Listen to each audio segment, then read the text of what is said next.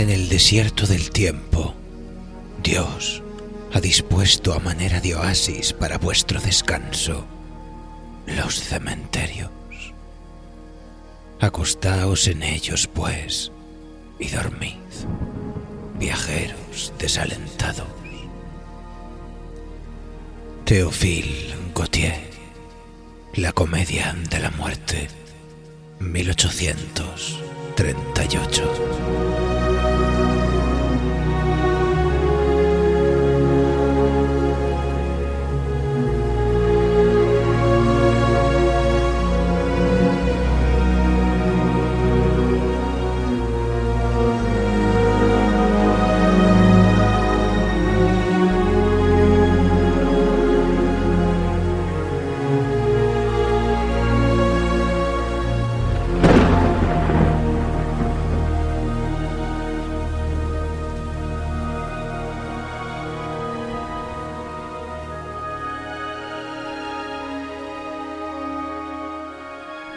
De sueños del mundo subterráneo, una colección de relatos de noviembre nocturno.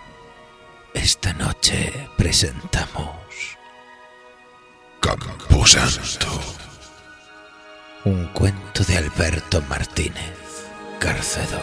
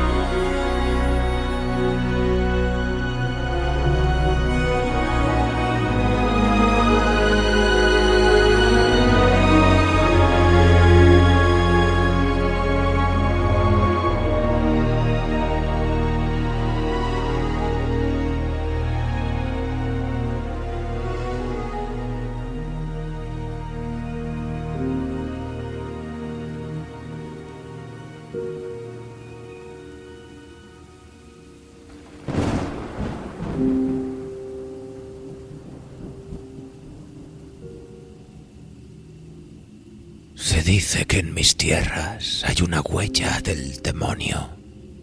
Aquí pisó y aquí sigue su maldición, engordando a través de los siglos.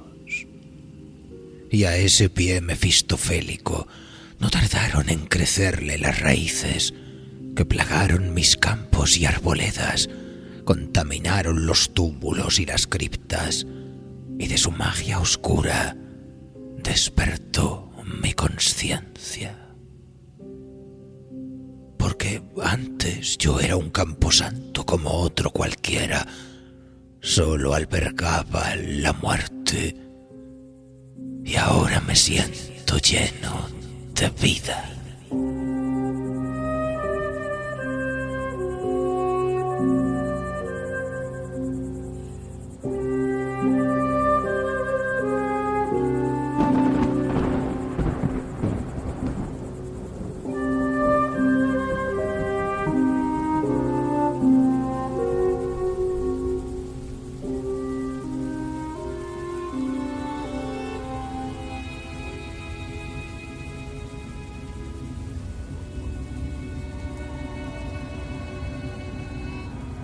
Aquí, las viejas lápidas se arremolinan en trazos caóticos. Algunas de las más antiguas se yerguen repletas de mágicas runas agrietadas de silencios y encantamientos.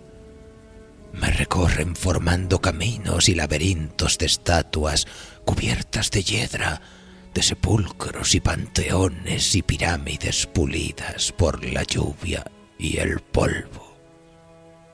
Y me veo desde los ojos de los querubines que se abren diminutos cada 1001 noches.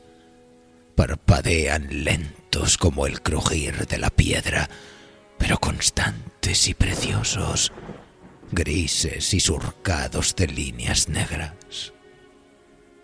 Soy todas estas rocas amontonadas en desconcierto, esta tierra húmeda removida de gusanos. Soy los árboles que cercan mis dominios. Soy todos y cada uno de mis muertos. Su memoria y sus huesos y su dolor. Su esperanza de pasar a mejor vida. Guardo sus secretos y atesoro sus recuerdos. Los hago retorcerse en el hastío de la madera carcomida de los ataúdes. Y susurran 1000 veces su último aliento. Y en los trazos desdibujados del sepulcro buscan a tientas el consuelo de los nombres de sus antepasados.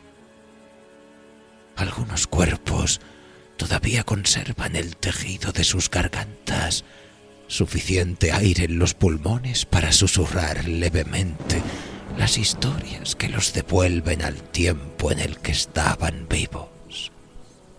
En los días buenos les doy la fuerza suficiente para respirar historias que congregan a todos los habitantes de mi pequeño infierno, porque las almas perdidas tienen siempre buenas historias que contar.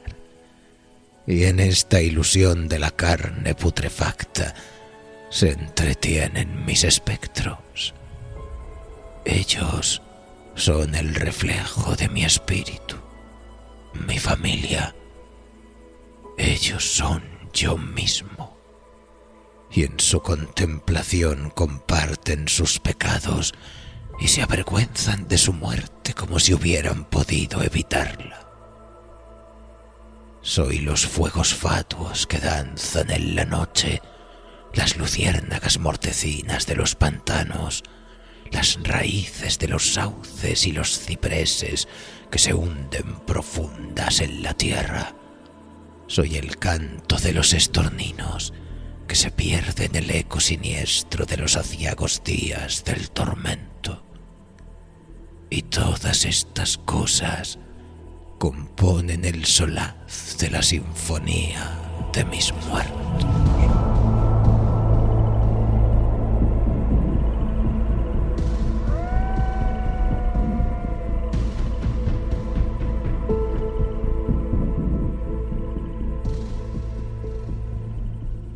De cuando en cuando, un búho viene a posarse sobre la estatua de Hécate que preside mis dominios. Noto el sabor de la niebla pálida que me recorre el paladar. Me hago carne en la tierra suave y mi sangre fluye a través de las aguas subterráneas. Dioses, duendes, seres luciferinos que me habitan y estercolan, faunos y ninfas, hados de las tierras del sueño. Ellos me ofrecen la consulta de los astros, revelan los enigmas del tiempo, señalan a las estrellas allá entre los augures de mi templo. Estamos solos, quizás. ¿Quién lo sabe? Si los mortales pueblan aún el mundo, lo ignoramos. Pienso para mis adentros que los sauces y cipreses no tienen ya recuerdos del crujido de sus pisadas. Las aves del cielo y las bestias de la tierra no temen ya sus lanzas ni sus arcos.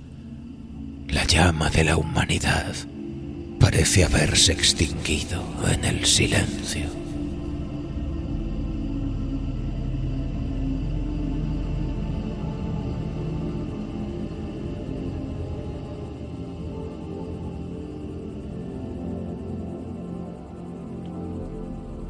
Y en mis días malos, echo de menos a los nigromantes que venían a consultarme, acariciaban mis lápidas y se prosternaban ante la escultura de la parca.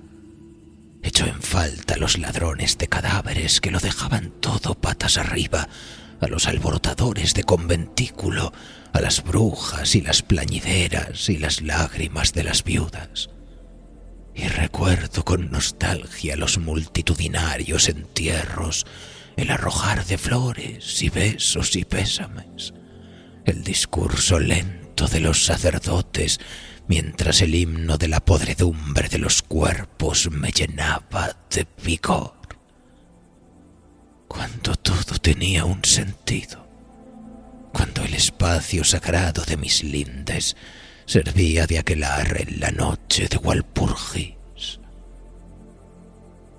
Sí, pienso desconsolado cuánto me cuesta engullir toda esa carne que en la noche se apila, empujarla hacia mis entrañas para nutrir de habitantes esta casa límpida de la diosa muerte. Solo quiero volver a aquellos días en que me sentía menos solo.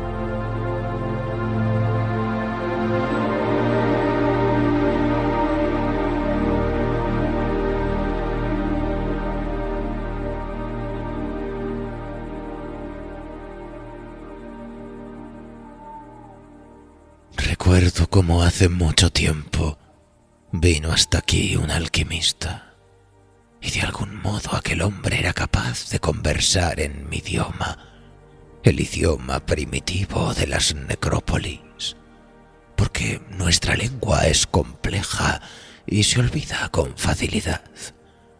Aquel hombre dijo haber nacido en la antigua Mesopotamia, donde los condenados pronunciaban las sílabas del gran libro de los muertos con la boca inundada por el fango.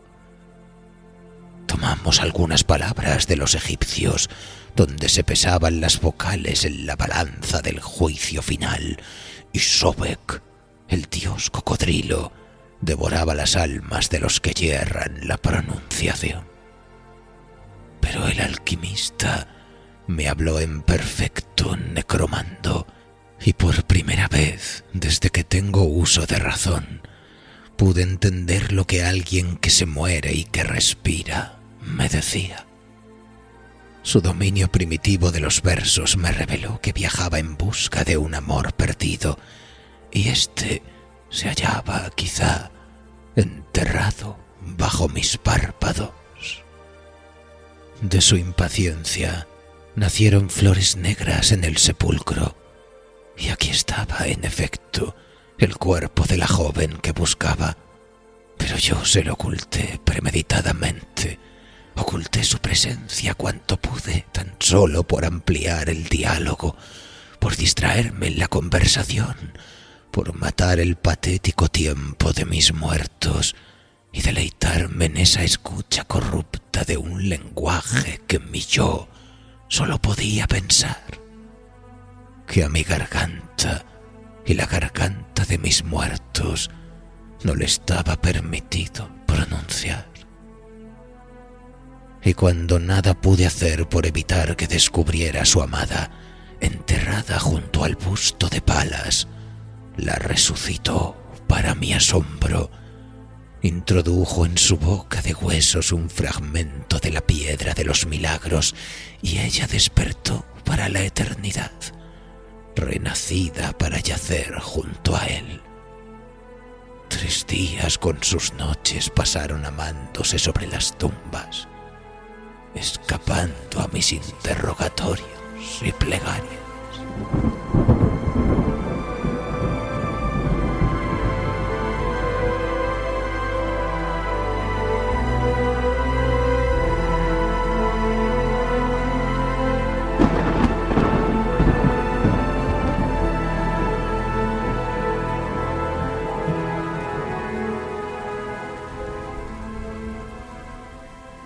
Fue entonces cuando todo cambió. Mis muertos se pusieron celosos, reclamaron largo tiempo esa misma suerte, renegaron de la dictadura de la muerte, reclamaron reclamaron nuevas vivencias, nuevos pecados que cometer y sentencias que acatar, nuevos amores y pasiones, nuevas gestas y proezas y secretas desventuras. Algunos, la mayoría, dejaron de idolatrarme, se levantaron de sus tumbas, arrancaron de cuajo las estatuas que me pueblan. Aquí la cabeza de Dioniso, allá los brazos de Atenea. Arrastraron por el camino a los ángeles que rodeaban el mausoleo, cercenaron las alas de San Miguel con la espada de San Jorge y redujeron a escombros y cenizas los gestos de Pan y Ceres y Dagón, de Plutón y Neptuno y Tifón. Y en la parte más oscura de mi casa, los dioses del sueño y la muerte esbozaron una sonrisa siniestra. Morfeo y Tánatos, Anubis y Hades y Nergal, Chernabog y el mismísimo Satán reclamaron de mis muertos nuevas alabanzas. Recorrieron el camposanto buscando a los más distinguidos nombres entre las tumbas y brotaron con lentitud desde mis tripas los reyes y los guerreros y los sabios, y los más numerosos de entre ellos los siguieron, pastores y gentes del pueblo que exclamaban epitafios gloriosos y tristes. Se alzaron contra mí con rencor infinito. Una turba pálida y hermosa de huesos resplandecientes despiezaron piedra a piedra los muros de mis fronteras, imparables y enajenados. Atravesaron por fin el encierro de mi fortaleza y se alejaron, quién sabe hacia dónde, para no volver. Me dejaron solo con mi conciencia y mi maldición, con la profunda huella del demonio como única compañía. Hoy sé que existo porque tú me imaginas, pero si me olvidas, ya ni siquiera la muerte importará si tú me olvidas.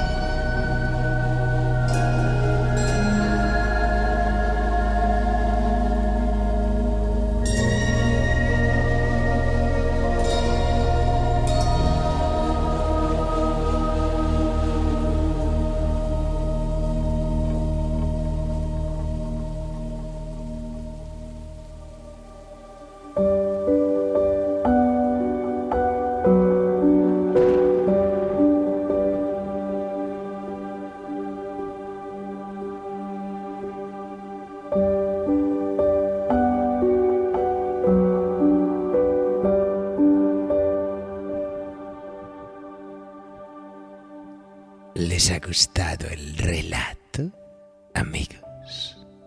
Una historia peculiar, la de nuestra protagonista de esta noche, ¿no creen? Sin duda, los cementerios son un lugar bastante peculiar, ¿verdad? Desde hace más de 100.000 años, la humanidad se dio a sí mismo la formalidad del enterramiento, y en ese gesto, simple y trascendente, comenzó una de las primeras formas de pensamiento simbólico. Y aunque solo podemos especular con lo que se pensaba en aquellos días, desde luego llegó un momento en el que gestionar a nuestros muertos se convirtió en una práctica muy elaborada, y no solo para protegerse de las bestias carroñeras, sino para reconocer la dignidad de los cuerpos y la permanencia invisible de la memoria de los vivos.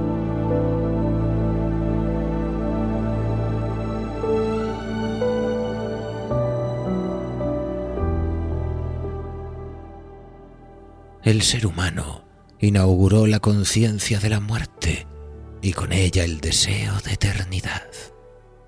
La palabra cementerio proviene del griego koimeterion, lugar donde se duerme. Yacemos, pues, en el sueño de la noche eterna. Pero esta noción de reposo no siempre resulta lúgubre. Es también un tránsito, un viaje a lo desconocido.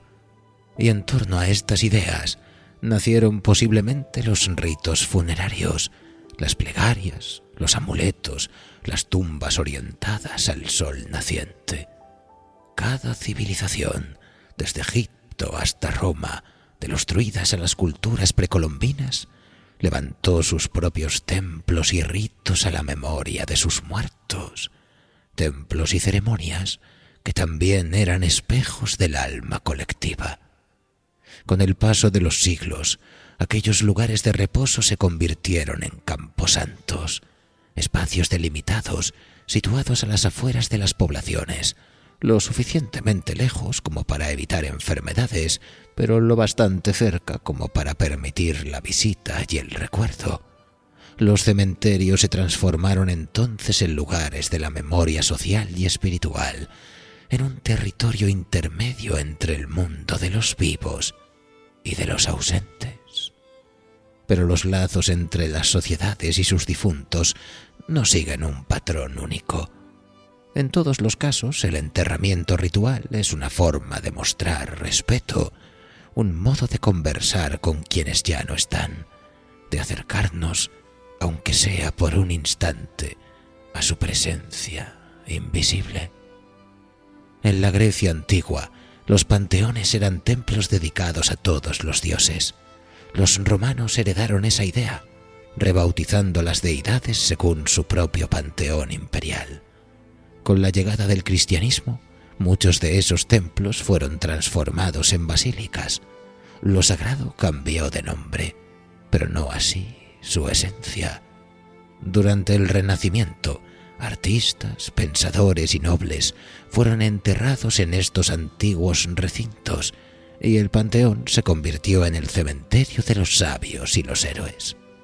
Las familias adineradas imitaron esta costumbre, construyendo mausoleos privados, auténticos templos domésticos dedicados a sus muertos.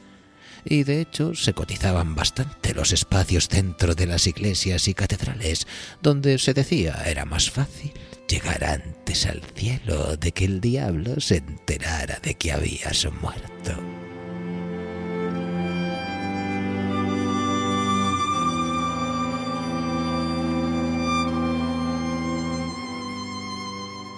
Pero siguiendo con los panteones, llegaron a perder su carácter pagano y se convirtieron en un símbolo de prestigio y continuidad familiar. Las lápidas se adornaron con nombres, fechas y epitafios. La madera dio paso al mármol, la pizarra y el granito.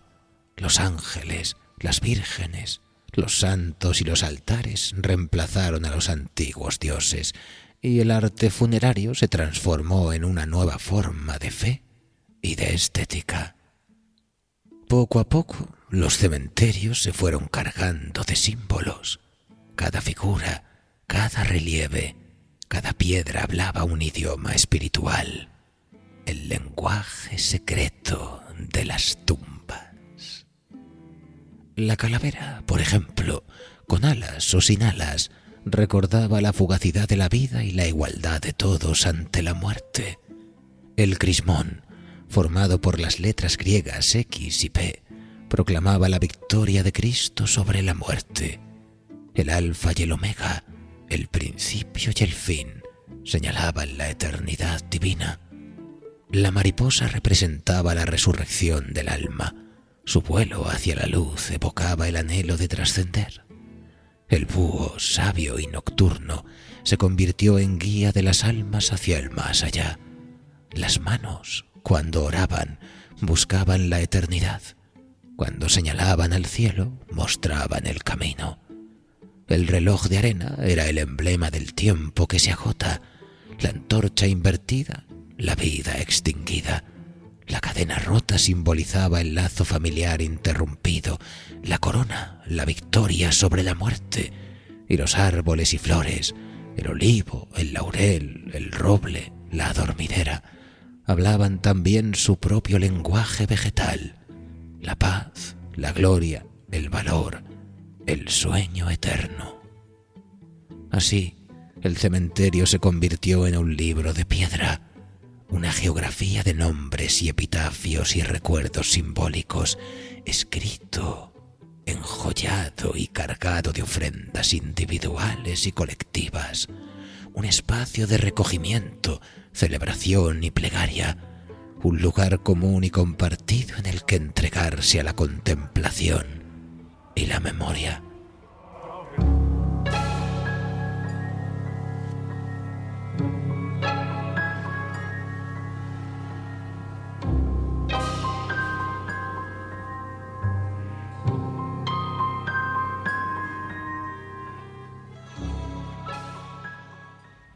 A la sombra de las tumbas surgieron figuras humanas igualmente simbólicas: los enterradores, las plañideras, los guardianes del camposanto. Desde el antiguo Egipto hasta las aldeas medievales, su tarea no era solo práctica, sino también ritual. Las plañideras, por ejemplo, no solo lloraban, representaban el dolor colectivo, el canto al sufrimiento de la comunidad. En ellas se mezclaban el teatro y la devoción, la superstición y la esperanza. Los cementerios, con el tiempo, se convirtieron en escenarios de leyendas.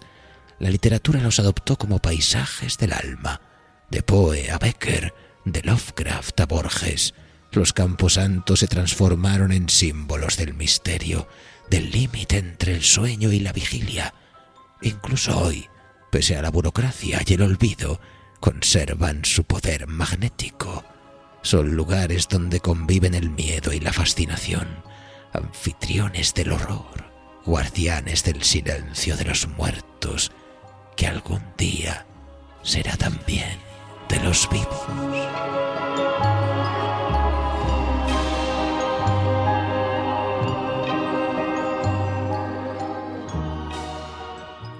Se dice que en las noches de Todos los Santos, el Día de los Muertos o el Walpurgisnacht de los antiguos paganos, los cementerios cobran vida y las gentes visitan a sus difuntos con especial devoción. Llevan flores, velas, fotografías, incluso botellas de licor o cartas manuscritas. Cada ofrenda es una forma de diálogo con la ausencia que mantiene vivo el recuerdo. Caminamos entre las tumbas para hacerlo también entre quienes vivieron. Sus nombres, sus fechas, los epitafios que el musgo devora lentamente. Allí reposa algo más que la materia en descomposición. Las inclinadas piedras y el silencio se agolpan en la plenitud, una síntesis, entidad totalizadora de la muerte, una estancia que respira y se define en los márgenes de esa metáfora de la vida que es el tiempo. Los cementerios concentran en suma todas las biografías interrumpidas, pequeñas y grandes, ciudades de lápidas, nichos y tumbas, en las que todos los destinos terminan por encontrarse. Ningún otro espacio humano posee una vocación tan absoluta. Allí todo se unifica, todo se iguala. Páginas de una misma escritura mineral, donde terminan todas las vanidades del mundo. Se igualan reyes y rateros, en la gloria y la mediocridad, en la fragilidad y la esperanza. Allí todos hablan el idioma de la disolución. Todos son la convergencia en el vacío.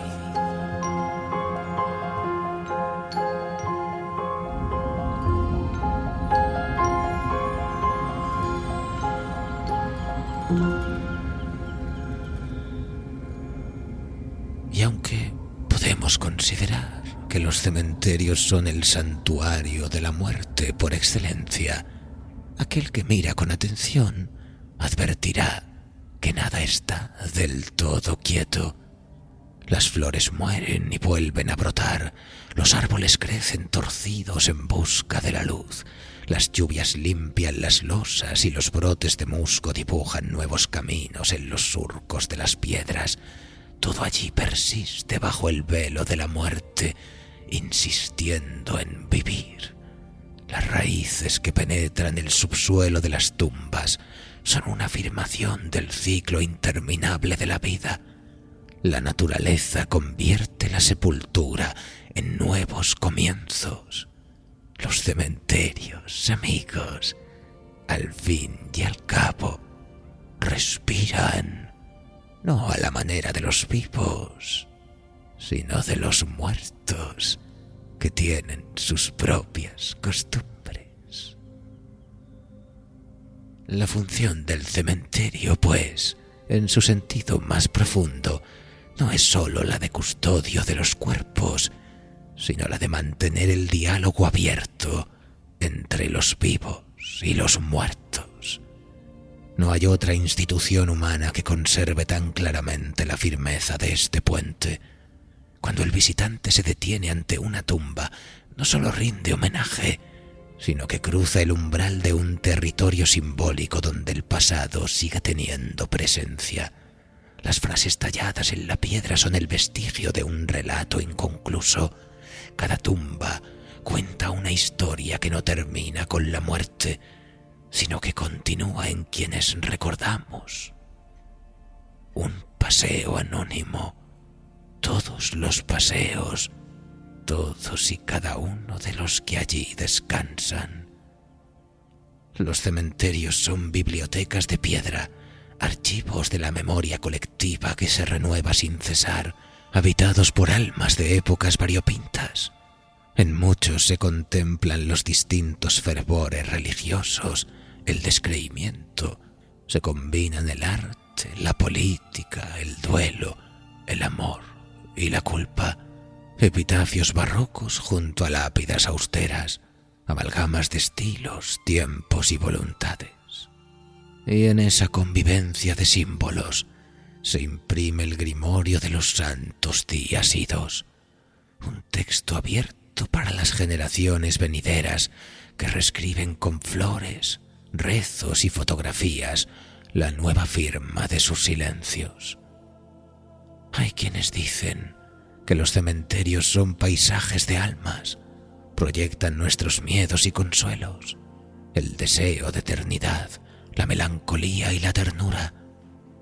La muerte no se presenta aquí tan solo como un hecho biológico, sino como una experiencia poética y moral. Las cruces, los ángeles, los obeliscos y los cipreses, todos ellos son símbolos, coordenadas del pensamiento humano frente a lo irreversible, una topografía del inconsciente donde descansan las emociones más antiguas de la humanidad, los recuerdos dolorosos, las palabras que nunca dijimos, un punto de inflexión entre la materia y la memoria, una paradoja viviente.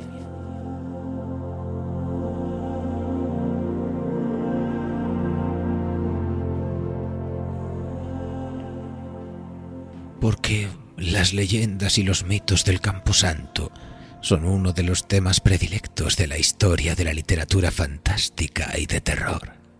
Incluso en el mundo actual, y a pesar del abandono que padecen muchos de los ritos funerarios, los cementerios siguen siendo lugares tan inquietantes como inevitables, que despiertan el miedo y la fascinación en la imaginación de sus visitantes. Sitios a los que solo debería acudirse en momentos de recuerdo y despedida, de solemnidad, tristeza y meditación, pero que son visitados por todo tipo de motivaciones. Sirven también como lugares de aventura nocturna, de reunión improvisada en determinadas noches del año, con autorización o sin ella, lugares de paseo y ritual improvisado, incluso de peregrinación para muchos de los que quieren visitar a sus amados muertos. Y puede que si ustedes se dan un paseo por el cementerio de su región, si prestan la debida atención, perciban estos detalles, estos pequeños ritos de sus convecinos. Busquen las tumbas de sus antepasados y poetas, de sus sabios y sus hombres santos, de sus artistas y dramaturgos. Descubrirán con asombro cómo anónimos admiradores los recuerdan al igual que a sus familiares, con regalos y flores y prebendas, desde botellas de licor hasta joyas, velas y fotografías, recortes de prensa, páginas de antiguos libros, monedas y amuletos. ¿Quién sabe? Quizás algún día alguien vaya a ponerles a ustedes una rosa o dejen una pequeña nota manuscrita con sus versos preferidos, con una piedra que permita resistir las inclemencias del tiempo hasta que la lluvia o la tradición le pase nuestro turno al siguiente, o hasta que no quede nadie para recordarnos. Ya lo decía el maestro Francisco de Quevedo: alma a quien todo un dios prisión ha sido, venas que humor a tanto fuego han dado, médulas que han gloriosamente ardido, su cuerpo dejará, no su cuidado, serán ceniza, mas tendrá sentido, polvo serán, mas polvo enamorado.